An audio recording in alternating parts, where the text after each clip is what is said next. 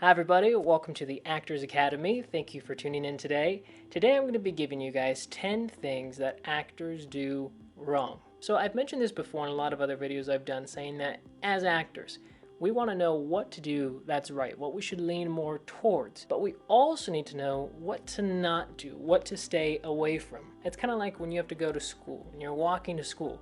Well, you want to know the good streets to go down, and you also want to know what are the bad streets, so you know which streets to avoid. It's the same with acting. We want to know, hey, what do we have to do that's good? What do we have to do that's right?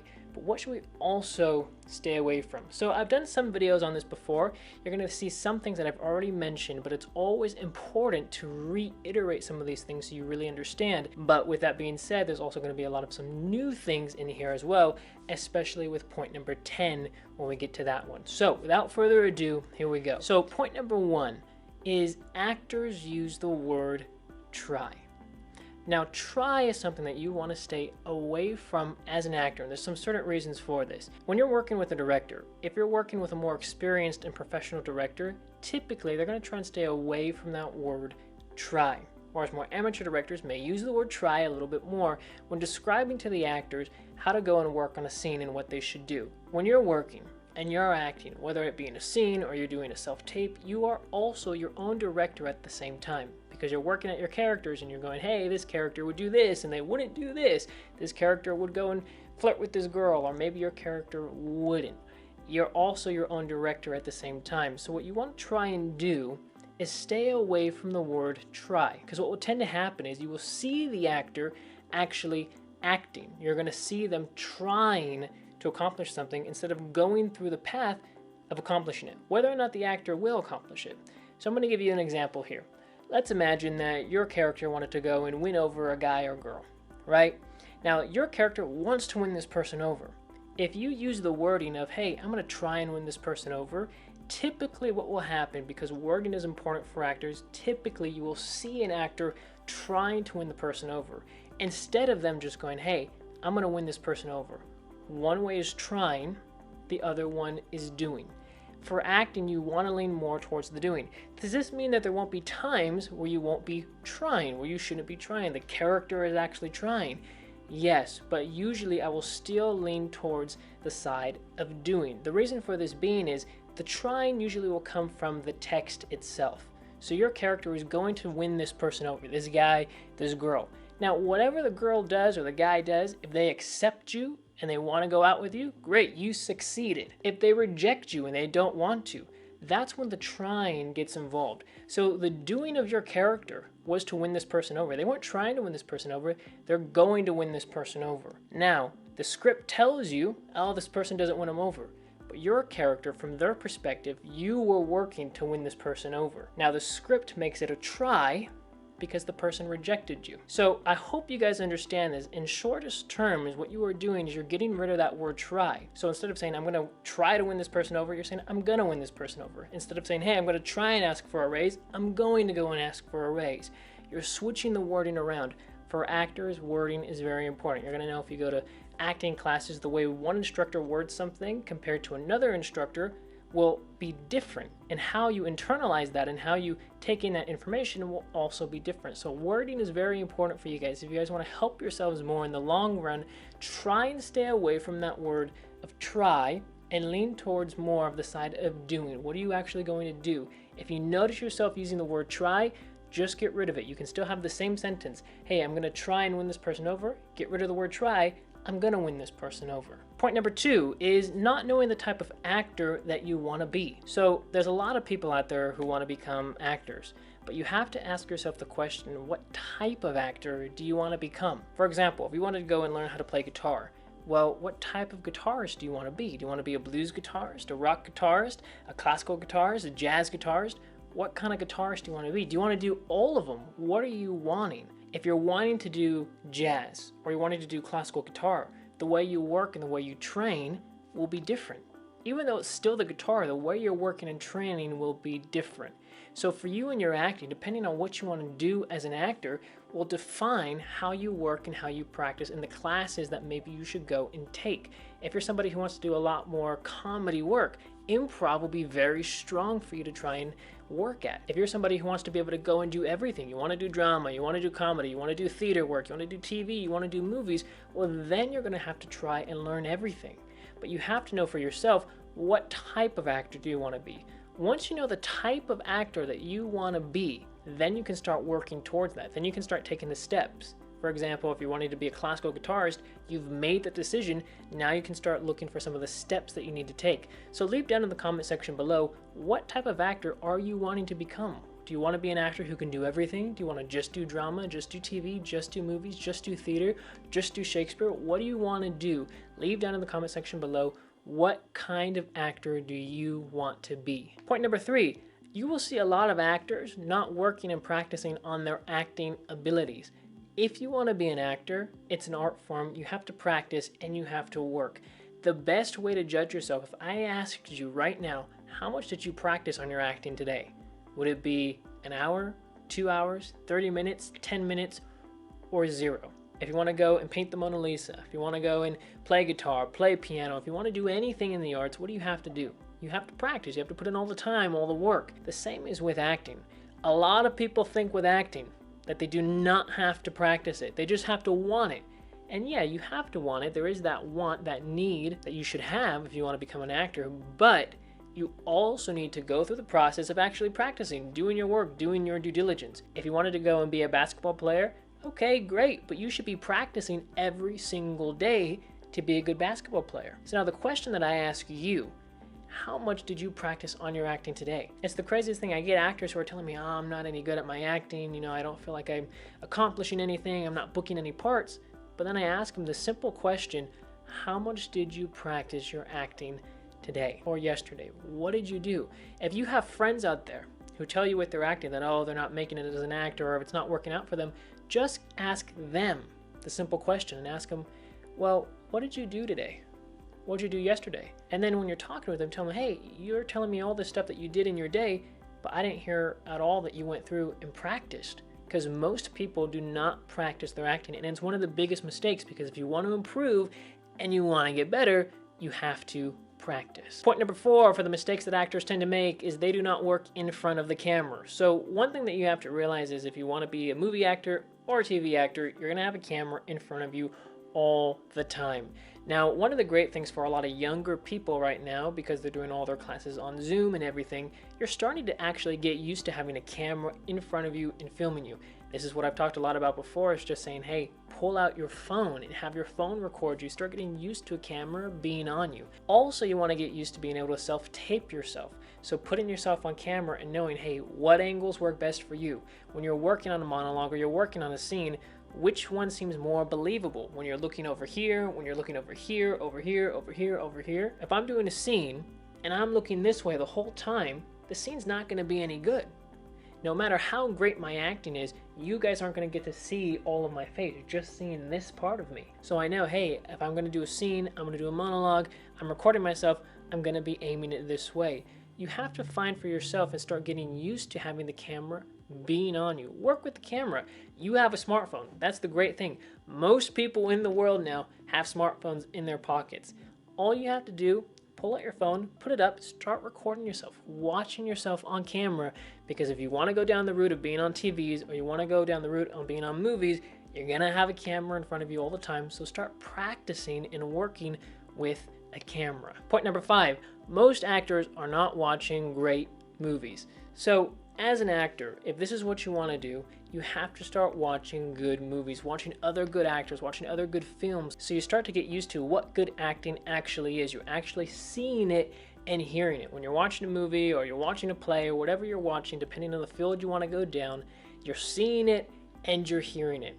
And the more you can see good acting, the more you start to internalize it a little bit more. I see a lot of actors who are usually going by the 80-20 rule, meaning 80% of the time they're watching okay, so-so, decent movies or TV shows, and only 20% of the time they're watching great projects, great movies, great TV shows. You want to switch those ratios around. You want it to be at least 80% you're watching great content, great movies, great TV shows, great acting, and only 20% of the time they're watching so decent acting. If you could go and get it to be 90%, 10%, that would be even better. But as an actor, you should start watching good movies. If you wanted to be a professional concert pianist, a concert pianist listens to great music. They listen to great piano playing. They don't just listen to so-so playing. They don't listen to someone who's been playing piano for the last year or 2 years. They listen to concert pianists. So for you guys, what I'm really wanting you guys to start to understand is that the art form of acting should not be treated really any different than any other art form. The discipline and practice that you're going to put in for music, if you want to be a professional musician, it's the same discipline and effort you should be putting in for your acting. If you want to be a great painter, a great artist, well, that same discipline and practice you put into that should also be applied into your acting.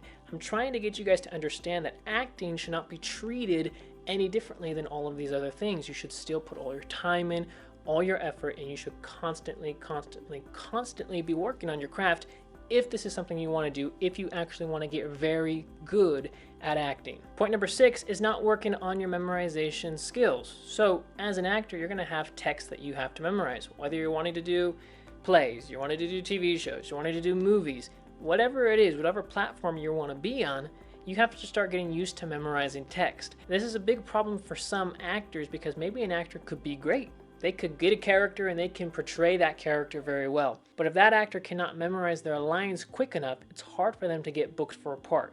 Let's say, for example, it takes you on average 4 days, 3 days to memorize your lines, but you have an audition tomorrow. Well, now you don't have those extra 2 days that you needed to go and memorize your lines, so your lines won't be fully invested into you, into your work and what you do.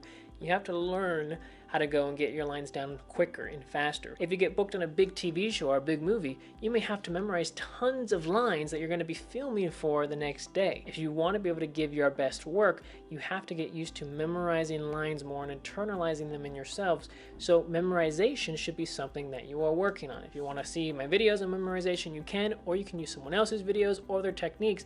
It doesn't matter, but you should be working as an actor on your memorization skills. Point number 7, actors will be unprofessional. This is another big mistake that you'll see actors make. I went into an audition before and there was an actor who was complaining constantly about the agent, the representation that they had. They noticed when they were signing in, there was one other actor there who was with the exact same agency as this guy. He goes and talks to that actor and starts bashing the agency that he's with, saying, oh, they're bad at this, and he starts complaining, and it gets very loud with his complaining that the casting director has to come out and he has to tell them to be quiet because it's too loud, they're trying to film another actor. So already that actor has something against him. Now, a few people go in and the casting director hasn't been out for a while. They're working with another actor.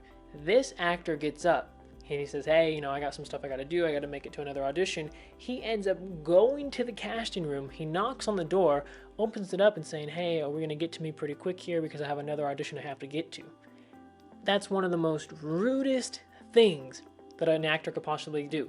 It's very unprofessional. And did that actor book the part? No way in the world would he have booked that part. They didn't like him. They just told him, hey, you know what? You can go home or you can go to your next audition. They didn't even bother seeing the person.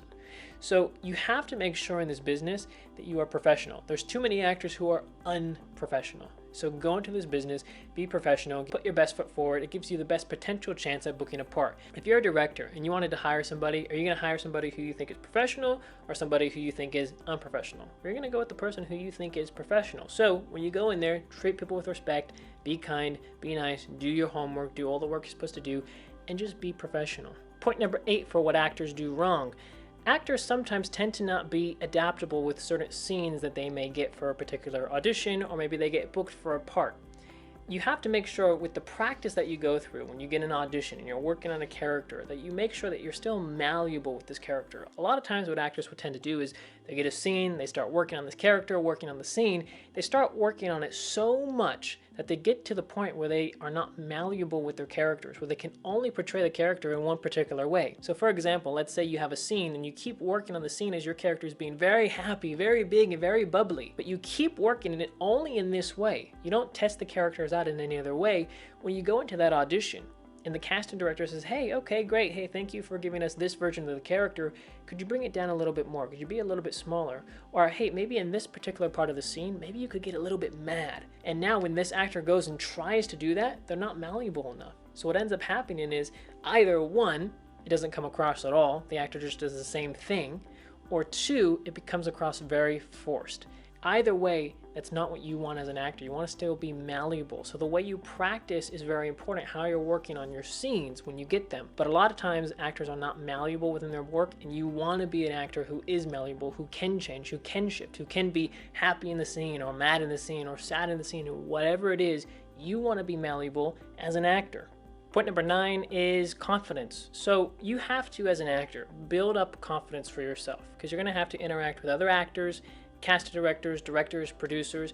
You don't have to have the most biggest, baddest confidence in the whole entire world, but you do have to have enough confidence to go and interact with these people, to have a human level conversation with them. If you're an actor who's quiet or who's really shy and you can't look people in the eyes, or you have a hard time talking with them, even if your acting is great, it's going to be a lot harder for you to go and book a part, because you still have to be social with other people. And if you're booked on the big movie and they want to give you the lead part because they think your acting is great, but on a personal level, you're hard to communicate or connect with other people just in conversation, well, what happens when they go and they send you out for different interviews to go and promote this movie?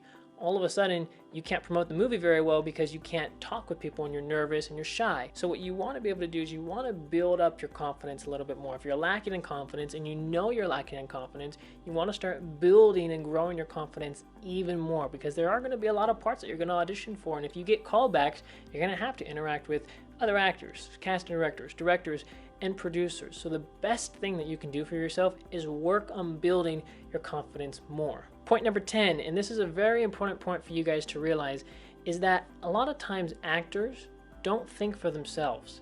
I want all of you to begin thinking for yourselves. Don't always rely on the information of coaches or other actors or producers or casting directors, and don't let all their opinions define who you are as an actor. I've seen a lot of actors who will go to an acting class, and there will be an instructor who goes and they either stand on front of the stage, or they stand in front of a camera, or they're in front of the class. And then they give some point or some opinion on acting, or the craft of acting, or how they approach their work. And then all of a sudden, everybody in the audience goes, "Oh my gosh, wow, that's amazing, that's really good." But the advice that they gave could have been very bad advice. Or it could be advice that maybe works for 2, 3, 4, 5, maybe 10 people in the room, but maybe there's another 10 people it doesn't work for. As an actor, don't just think that everything that everybody says is always going to be great and it's always going to work for them. Use what works for you. Find it. You have to know for yourself, hey, this point works for me, this point doesn't work for me. This instructor is suggesting something, let me try that suggestion. If it works for you, great. Hey, you can add it to your toolbox. If it doesn't work for you, that's okay. You can throw it away. But start thinking for yourself as an actor. Another example is with movies. There may be an actor friend who you admire or you look up to, or maybe there's a favorite actor of yours and they say, hey, this movie that I saw is the best movie in the world. It could be a terrible movie. I want you guys as actors to have your own opinions. I want you to have opinions for yourselves. So you know, okay, hey, you can think a movie's good and another person can think a movie's bad. One coach can give an acting advice that you either agree with or disagree with. You do not have to agree with everything. As actors, I want you all to begin thinking for yourselves. Just don't follow what everybody just tells you to do. I've been with other actors before when they're working with a coach and they're in a classroom situation. Maybe there's 20 people in the class and they're all looking up to this actor thinking, oh my gosh, this coach is the most amazing person in the world. But just because you may think this person's the most amazing person in the world, it doesn't mean everything they say is going to be amazing. Not everything is going to work for you, and realize that for yourself as an actor. Realize, hey, some things will work for you, some things will not work for you, and that's okay. The most important thing for you as an actor is to have opinions for yourself. Don't just follow the masses of what everybody else thinks. Have your own opinions, because your opinions are very valuable. They help shape you as an artist, they shape you as an actor, and they help develop your craft and the way that you work. So think for yourselves. Don't worry about always having to follow the masses, because your opinion is more valuable than anyone else's opinion. So I hope you guys liked this video. Make sure you guys subscribe to the channel so you stay up to date with everything. Give this video a thumbs up if it helped you guys. Also, I'll be leaving our newly enhanced 10-hour Acting Masterclass 2.0 down in the description section in the comments down below, as well as our 10 acting resume templates. Alrighty, I'll see you guys next time. Bye guys.